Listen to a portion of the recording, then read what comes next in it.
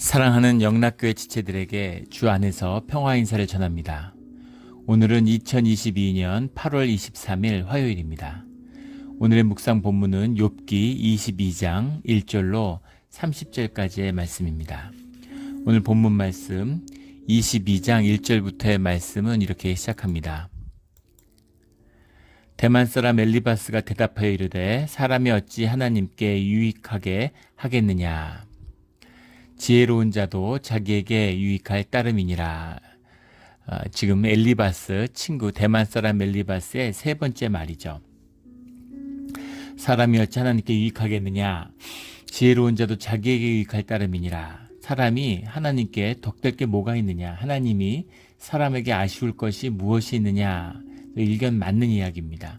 우리가 하나님을 높이고 하나님을 무슨 그럴 필요가 없죠. 이것은 우리를 위한 유익이지 하나님을 위한 유익은 아니에요. 하나님은 스스로 높으신 분이고 또 스스로 자유하신 분이죠. 3절에 보면 내가 의로운들 전능자에게 무슨 기쁨이 있겠으며 내 행위가 온전한들 그에게 무슨 이익이 있겠느냐. 주님이 이익이 있거나 인간을 통해서 무슨 유익을 보려고 하시는 것은 아니죠. 그것은 맞는 말입니다. 그런데 또 반면에 이것이 이제 종교에서 이야기하는 우리가 흔히 빠져들게 되는 이제 종교의 거짓의 핵심에는 이러한 주장이 들어있는 겁니다. 하나님은 계셔. 하나님은 높은 분이시지. 하나님은 섭리의 하나님이고 세상을 주관하시지. 그런데 나 같은 자에게 무슨 하나님이 관심이 있어. 하나님이 무슨 세상 사람들 시시콜콜한 사람들의 이런 일에 무슨 하나님이 관계를 하셔. 하나님이 우리가 상처를 받고 누가 했던 하나님의 목적을 이루는 거지 그 아픔에 무슨 관심이 있겠어. 이런 식으로 이야기하는 거죠. 그것은 거짓입니다. 우리는 주님의 자녀죠. 세상이 아니라 우주가 아무리 큰들 어떻게 자녀를 향한 사랑과 비교할 수 있겠어요. 지구가 아니라 우주를 준다고 해도 자식과 바꾸겠습니까? 자식의 아픔이 하나로 연결되어 있으면 부모의 아픔이죠. 애가 아프면 내가 아프잖아요. 그 아픔을 주님이 위로해 주시고 우리의 삶 가운데 깊이 함께하기를 원하시는 거죠. 그래서 전능자에게 무슨 기쁨이 있겠느냐. 우리의 의로움이 주님이 기뻐하시죠. 제가 어렸을 때 아이가 처음 걷던 날, 처음 기저귀 떼던 날, 이런 날이 기억에 남아 있어요. 기쁘잖아요. 어차피 다 떼는 거고 누구나 다 떼는 건데 기저귀 뗀 게 뭐 그렇게 대단한 거라고. 그렇지 않죠. 자식이 그 기저귀를 떼는 그 생명이 자라나는 것, 그것에 대한 기쁨이 있는 거죠. 우리가 세상에서 방황하다가 주님을 찾아와서 주님의 예배의 한 자리에 섰을 때 주님이 세상을 다 얻은 것보다 그 이상의 큰 기쁨을 가지실 것이라고 믿습니다. 이 주님의 기쁨이고 부모의 기쁨이고 사랑의 비밀이죠. 마귀가 능력이 있어요. 사단이 하나님의 말씀을 우리보다 더 잘합니다. 하나님에 대해서 우리가 더 잘할까요? 마귀가 더 잘할까요? 천국의 천사였는데. 그런데 마귀가 이해하지 못하는 부분이 있는 겁니다. 그것은 주님과의 사랑이죠. 그걸 이해 못하는 거죠. 대기업 회장이 있어요. 대기업 총수인데 그 비서를 했다고 생각해 보십시오. 수행하고 잠자는 시간 이외에는 계속 회장을 따라다니고 회장의 모든 일들을 다 처리하고 회장을 제일 잘하는 것 같지만 회장의 자식이 회장을 더 잘 알죠. 아들이 아버지를 더 잘 아는 거죠. 아버지의 마음, 아버지의 그 깊은 속을 누가 알 수 있겠어요. 그래서 이 이야기는 엘리바스의 이야기는 일견 맞는 이야기지만 또 하나님을 높이겠다고 하나님의 이름을 높인다고 인간들이 열심을 내고 종교에 그게 높이는 게 아니죠. 많은 경우엔 사람들이 하나님의 이름을 높이겠다는 게 오히려 하나님의 이름을 더럽히는 것이 우리 기독교의 역사였습니다. 그런데 중남미 같은 데 가서 하나님의 왕국을 확장하겠다고 온갖 악행을 저지른 그런 종교의 모습들이 있었죠. 그런 것은 옳지 않지만 그렇다고 해서 하나님이 우리와 멀리 떨어져 계시고 높은 곳에 계시기 때문에 우리에게서 기쁨을 느끼지 못하신다? 그것은 아니라는 겁니다. 4절에 하나님이 너를 책망하시며 너를 신문하심이 너의 경건함 때문이냐. 네가 경건한데도 하나님이 너를 책망한다고 하느냐. 이렇게 이야기하는데 사실은 바로 욥의 경건함과 욥의 의로움이 마귀가 시험을 하려고 하는 이유고 또 주님이 그것을 허락하신 이유니까 사실은 그게 이유가 될 수 있는 거죠. 5절부터 9절까지의 말씀은 아주 전형적인 계속 나왔던 이야기죠. 예, 너의 모든 그 고난과 어려움은 너의 죄 때문이다 하는 얘기입니다. 계속 반복돼서 친구들이 일관되게 하는 얘기죠. 인과론적인 현상적인 얘기고 본질의 것을 보지 못하니까 뭔가 원인이 있지 네가 잘못했으니까 죄를 받은 거지 하는 얘기죠. 5절에 내 악이 크지 아니하냐 내 죄악이 끝이 없느니라. 6절부터의 이야기는 사실 억울한 이야기죠. 까닭 없이 형제를 볼모로 잡으며 헐벗은 자의 의복을 벗기며 목마른 자에게 물을 마시지 않게 하며 줄인 자에게 음식을 주지 않게 하며 8절에 권세 있는 자는 토지를 얻고 존귀한 자는 거기서 사는구나. 과부를 빈손으로 돌려보내며 고아의 팔을 꺾는구나. 이것은 욥과 아무 상관이 없는 것입니다. 과부와 고아를 돌보는 것이 주님이 주신 성경이 증거하는 긍휼의 대표적인 긍휼을 나누는 삶의 모습이죠. 그리고 권세 있는 자가 토지를 얻는 것, 권세를 이용해서 힘을 이용해서 약자를 핍박하고 토지를 얻는 것은 그것은 주님이 가장 미워하는 일 중에 하나입니다. 이런 일들은 있을 수 없는 일이에요. 주님이 목마른 자, 가장 작은 자에게 베푼 것이 주님께 한 것이다. 이렇게 말씀하셨죠. 그래서 그들을 핍박하는 것은 주님을 욕되게 하고 모욕하는 것이다. 라는 겁니다. 그래서 이 말씀이 맞지 않아요. 이 말씀이 그 욥에게는 해당되지 않는 것입니다. 이 말씀만 떼어놓고 보면은 사실은 뭐 옳을 수도 있겠지만 욥하고는 아무 상관이 없는 것이죠. 예레미야 23장에 보면 옳지 않게 말씀을 선포하는 것을 의사가 잘못된 약을 주는 것에 비유하고 있습니다. 무슨 처방을 잘못하면 의사가 의료살인이라고 그러잖아요. 사람을 죽이는 그런 일이 될 수 있죠. 그것처럼 말씀이 뭐 성경의 말씀이다. 성경의 말씀은 그냥 성경의 말씀인 겁니다. 성경의 목사의 설교와 같은 것이죠. 종교의 의식으로 얼마든지 설교할 수 있죠. 그런데 그것이 하나님의 성령에 감동되어서 하나님의 뜻 가운데 전달이 될 때 그 주님의 말씀으로 주님의 임재로 역사하는 것입니다. 그냥 뭐 성경의 이야기를 막 달달달 외워서 막 주구장창 얘기하고 화려하게 떠드는 것이 무슨 의미가 있겠어요? 그런 것은 의미가 없는 것이죠. 성령의 역사, 하나님의 뜻 가운데 있어야 되는데 엘리바스의 문제는 그 대상과 장소와 방법에서 하나님의 뜻 가운데 있지 않은 것이다 라는 거죠. 그렇기 때문에 하나님의 이름을 높이고 하나님을 지키려고 하는 것처럼 보이지만 사실은 하나님을 더럽히는, 하나님의 이름을 더럽히는 짓을 하고 있는 것이죠. 5절부터 9절까지 그 죄악을 씌우고 있어요. 계속 공격해서 네가 죄가 있잖아 이런 식으로. 근데 이런 것이 욥의 죄가 아니라는 것을 엘리바스도 알 겁니다.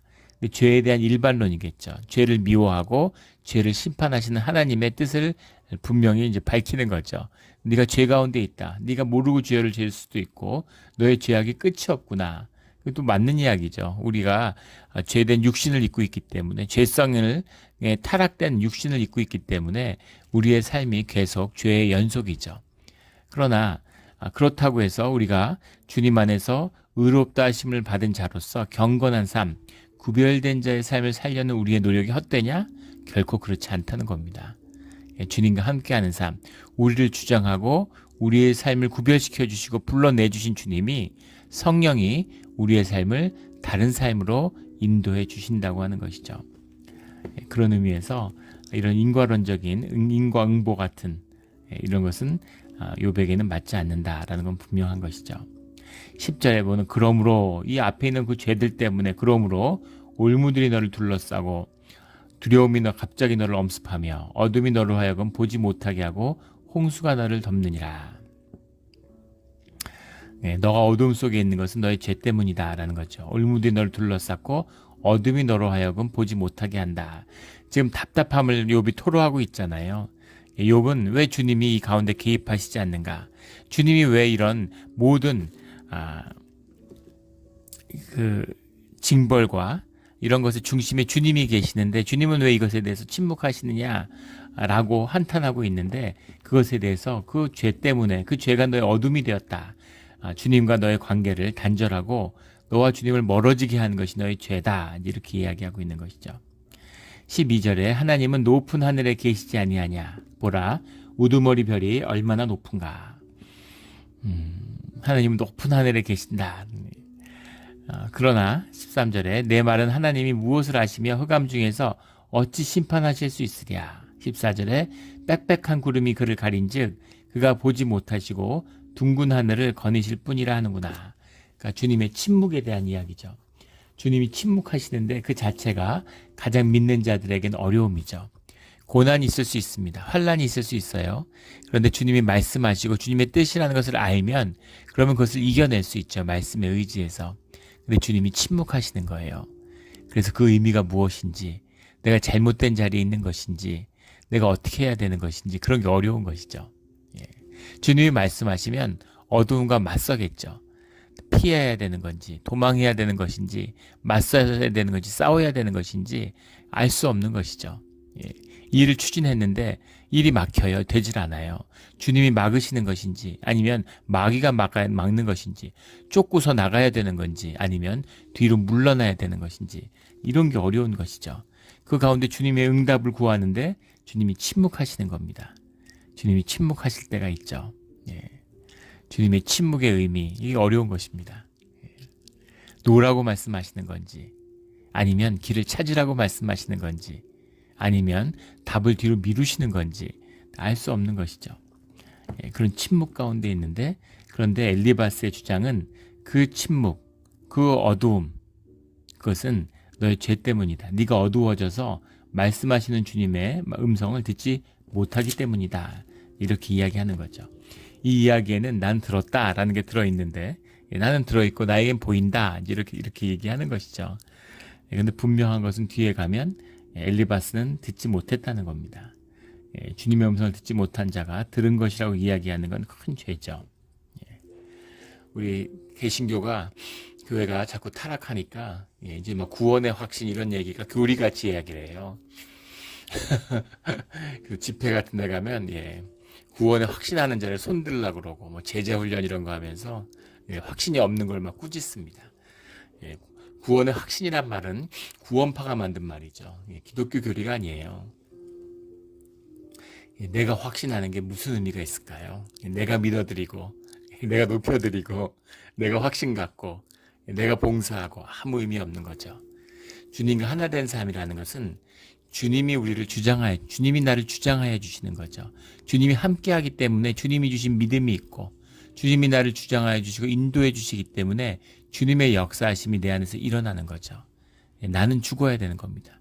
나는 십자가에 못 박혀야 되는 것이죠. 그리고 내가 산 것이 아니라 내 안에 있는 주님이 산 것이다 라는 고백, 그것이 우리가 걸어가는 신앙의 길이죠. 이것이 우리의 믿음이고 이것이 우리의 신앙입니다. 의식의 시대, 계몽의 시대를 사니까 내 에고가 주인인 거죠. 그래서 내가 믿어주고 내가 봉사하고 내가 높이고 내가 다 하는 거죠. 그 내가 죽어야 되는 것입니다. 그 나를 십자가에 못 박아야 되는 거죠. 이것이 우리의 믿음이고 우리의 신앙입니다. 21절에 너는 하나님과 화목하고 평안하라. 그리하면 복이 내게 임하리라. 맞는 말이죠. 이 말을 누가 부정할 수 있겠습니까? 그런데 지금 그런 차원의 문제가 아니죠. 욥과 하나님의 관계의 문제를 전혀 엘리바스는 알지 못하고 이해하지 못한다고 하는 겁니다. 그럴 땐 침묵해야죠. 그냥 애통함으로 함께 해주면 되는 거예요. 그런데 자꾸 뭔가 얘기하고 뭔가 자꾸 이렇게 위로를 하려고 하는 것이죠. 이게 이제 문제인 것입니다. 교회 안에서도 공동체 가운데서도 관계의 어려움이 있을 수 있어요. 아마 그런 경험들을 하셨을 겁니다. 뭐 형제도 마찬가지고 가족도 마찬가지죠. 그걸 풀려고 하면 할수록 점점 더 어려워집니다. 그 풀려는 행동이 오해를 만들고 차라리 안 만나면 좋았을 텐데 만났기 때문에 이야기를 나눴기 때문에 점점 오해가 눈덩이처럼 커지는 것을 경험하게 되죠. 그럴 땐 침묵하고 그것을 주님께 내어드려야 되는 거죠. 주님께 기도하고 주님이 그 일을 처리해 달라고 주님께 올려드려야 되는 겁니다. 그것이 주님의 사람의 가는 길이죠. 하나님과 화목하고 평안하면 복이 임한다. 하나님의 임재니까 복이 임하는 것은 당연한 거죠. 생명의 본질이 우리의 삶 가운데 현상 가운데 회복되는 것이니까 그게 복이잖아요. 복이 임하는 것은 너무나 당연한 거죠. 23절에 내가 만일 전능자에게로 돌아가면 내가 지음을 받을 것이라. 또 내 장막에서 불의를 멀리하리라. 예. 하나님께 돌아가고 하나님 회복되면 너가 불의를 멀리하게 되고 죄의 문제가 해결될 것이다. 근데 주님이 욥을 의롭다고 하셨습니다. 예. 그런데 죄인으로 모으니까 이제 주님께 돌아가라 이렇게 얘기하는 거죠. 24절에 내 보화를 티끌로 여기고 오빌의 금을 계곡의 돌로 여기라. 오빌의 금이라는 오빌이라는 건 구약 시대 이스라엘 사람들이 믿고 있는 전설적인 황금의 도시죠. 남미의 엘도라도처럼 실제로나 엘도라도는 실제 찾지 못했지만 오빌은 실제하는 도시죠. 그리고 솔로몬 열왕기에 보면 그 솔로몬 시대의 영광을 상징하는 솔로몬 시대의 부를 상징하는 것이 이 오빌의 금이죠. 이 홍해에다가 배를 만들어 가지고 이 두론과 시돈의 기술자들, 페니키아의 그 해양 문명의 중심이었던 그 기술자들을 데려다가 그 배를 만들어서 오빌에서 금을 가져왔다. 이런 기록이 나옵니다. 그 금을 얼마나 많이 가져왔는지 뭐 금을 입힌 왕의 보좌부터 모든 식기와 방패부터 모든 걸 다 금으로 덮었다고 하죠. 예, 상상할 수 없는 금, 예, 수백 톤의 금이 실어왔다. 이제 이런 기록들을 열왕기상에 남기고 있어요. 오빌이 어디냐? 뭐 여러 가지 논란이 있습니다. 뭐 이런 사학자들이나 고고학자들 이런 분들을 보면은 뭐 아라비아의 끝에 있는 예멘에 있는 도시였을 것이다. 뭐 인도였을 것이다. 또는 뭐 아프리카의 뭐 짐바브웨일 것이다. 뭐 여러 가지 이제 그 소리들을 이야기하는데 그 근거가 되는 것은 이 오빌의 금과 더불어서 실어온 이제 그 향나무들이죠. 그 나무들. 백반목이라고 하나요? 정확히 지금 이름이 기억이 안 나는데 그 나무들이 있는데 그 향나무의 일종인데 그걸 조사해 보면 그 예루살렘에 있는 그 건축 성전에 남아 있는 그런 걸 조사해 보면 그것이 인도나 아프리카에서 이제 자라는 나무라고 그래요. 그래서 근데 과연 그 주전 1000년 전에 그 솔로몬 시대에 그런 배가 대양 항해를 할 수 있었을까? 이런 거에 대한 여러 이제 역사적인 의문들이 있어서 그냥 기록해 놓은 거고 일종의 신화 같은 거지 어떻게 실제로 거기까지 갔겠느냐라고 생각했지만 이제 고고학이 더 발달하고 과학이 발달하면서 주전 1000년이 아니라 주전 3000년, 2000년 전에 있었던 그런 메소포타미아나 애굽의 문명에서도 인도와 왕래가 있었다는 것을 이제 알게 됐죠. 좀 대단한 것입니다. 고대 문명의 신비죠. 그런 배들을 이렇게 왕래했던 부의 상징, 그래서 오빌의 금, 하면 이제 거대한 뭐 주체할 수 없는 금이죠. 그래서 보화를 티끌로 여기고 오빌의 금을 계곡의 돌로 여기라라는 건 아마 욥의 가졌던 거대한 이제 네가 부에 의지했기 때문이야라고 하는 또 책망이 들어 있는 거죠. 25절에 그리하면 전능자가 내 보화가 되시며 내게 고귀한 은이 되시리니. 전능자가 내 보화가 되시고 내 고귀한 세상을 버리니까 주님이 내 것이 되는 거죠. 예. 그래서 주님이 이것이 형통의 삶의 비밀이죠. 주님이 내 삶을 받으시고 내 삶을 주관하여 주시니까 내 삶 가운데 주님의 길이 열리는 것입니다. 우리가 봉헌 기도를 할 때 11조를 받아주셔서 11조가 내가 가진 거에 10분의 1 드린다 이런 게 아니죠. 내 모든 것이 주님의 것이라고 하는 것의 표상이죠. 거기에 대한 언약의 약속으로 주님께 드리는 것입니다. 내 삶의 전체를 올려드리는 거죠. 주님, 내 삶을 받아주시고 주님 뜻대로 하는 것이 내 삶의 최선인 것을 제가 알고 믿습니다. 라고 하는 고백입니다. 우리가 신앙의 길을 오면서 처음엔 주저주저 하는 거죠. 예전에 한 집사님이 그런 고백을 해요. 신앙 간증을 하는데 주님을 집에 초청해서 주님이 집 앞에 와 계시는 거죠. 근데 주님을 집 앞에 집안에 드리고 싶은데 두려운 거예요. 그래서 건너방 사랑방에 주님을 머물게 하고 안방에 앉아있고 주님 안방엔 들어오지 마세요. 사랑방에 계세요. 게스트룸에 머무세요. 제가 잘 대접해 드릴게요. 이런 마음으로 주님을 영접했다. 이런 고백을 들었던 기억이 납니다. 그런 것이죠. 우리가 주님을 믿는다고 하면 그런 두려움이 있잖아요. 막 주님이 헌금하라 그러면 어떡하지? 집 내놓으라 그러면 어떡하지? 선교사 나가라 그러면 어떡하지? 근데 큰 착각이죠. 예, 주님이 아무나 선교사 보내시지 않죠. 예, 선교사를 가고 싶은 소원이 있어도 주님이 주님의 뜻에 합당하고 준비가 돼야 나가는 거죠.